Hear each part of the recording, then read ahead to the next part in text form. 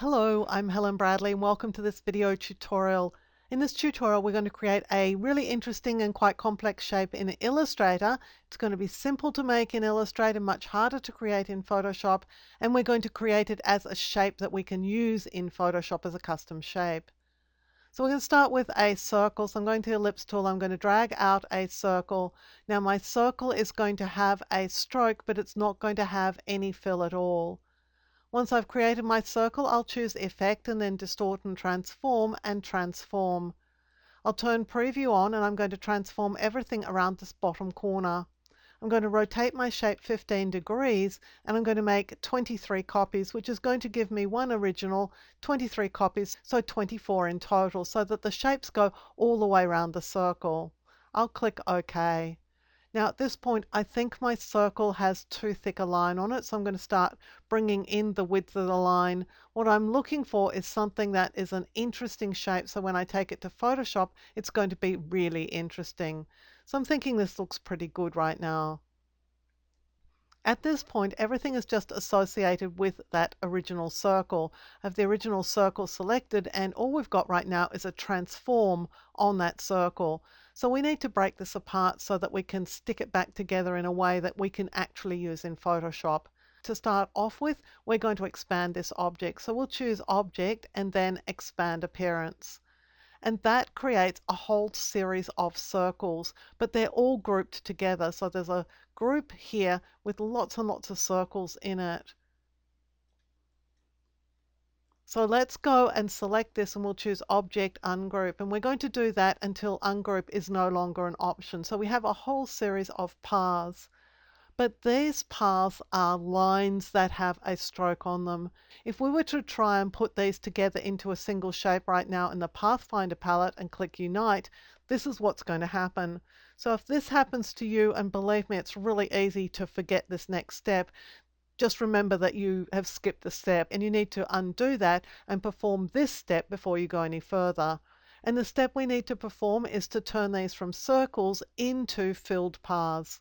With all of these shapes selected, we'll choose Object and then Expand. Now these are circles that don't have a fill, but they do have a stroke. So we're going to turn off fill because there's no fill to expand. We just want to expand the strokes. So we'll click OK. This gives us filled paths. Now at this point, if we go and click the Unite option in the Pathfinder, we're going to get a very different result. We get a single compound path. This is the shape path that we can take to Photoshop. So with it selected, we're going to choose Edit and then Copy. Now this document here in Illustrator could have been any size you like. Mine happens to be 1000 pixels by 1000 pixels. And I've created a document in Photoshop that's the exact same size just for convenience. So now I'm going to choose Edit, Paste. I get an option to paste this as a smart object, pixels, path, or a shape layer. I'm going to choose path and I'll click OK. So this is the path that we have brought from Illustrator.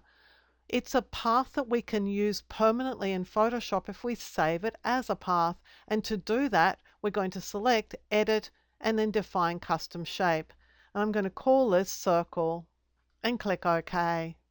Now at this point, I can go ahead to the Paths palette and I can just get rid of this path. I don't need it any longer. So let's test and see what it looks like.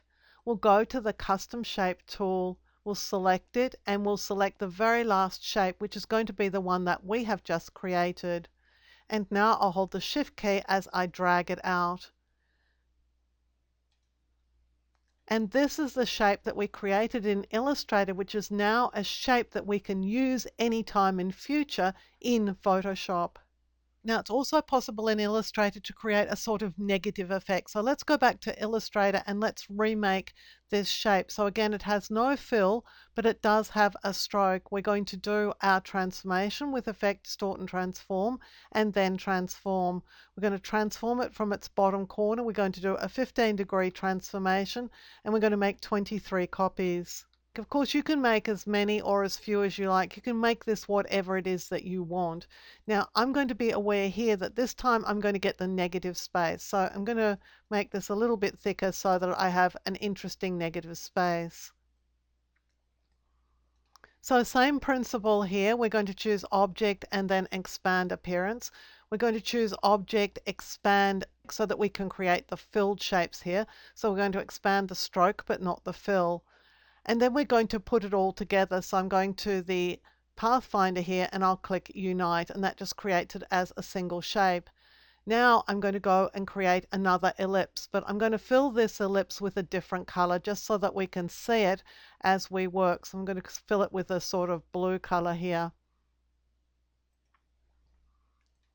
I'll hold the Shift key down as I draw it, and I want this ellipse to be pretty much the same size as the original shape, just a little bit bigger so that we get a sort of even edge around it. So I'm going to place the ellipse below the shape and choose Object, Arrange, Send to Back, and I'm going to select both shapes.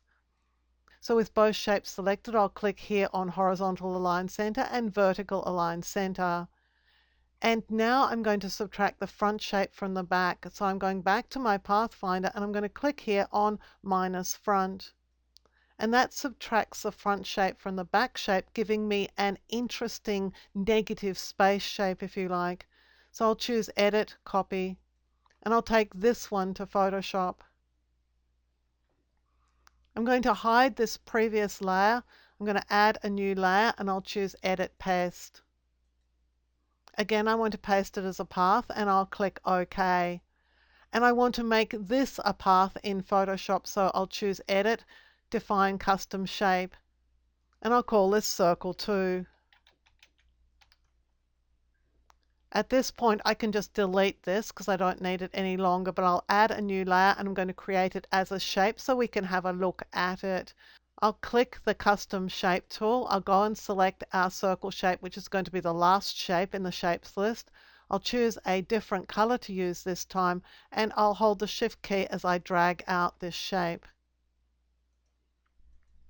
So this shape is sort of the negative, if you like, to the previous one.